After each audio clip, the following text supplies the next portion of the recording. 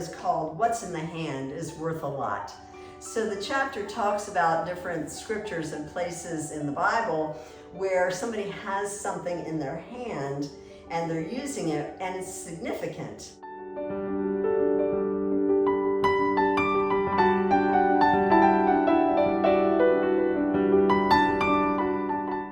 So we're doing flag ideas with dance moves.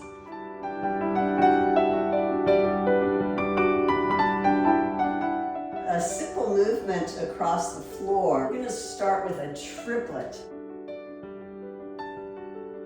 And then we do right, and left, right, left. Back it up, and back it up.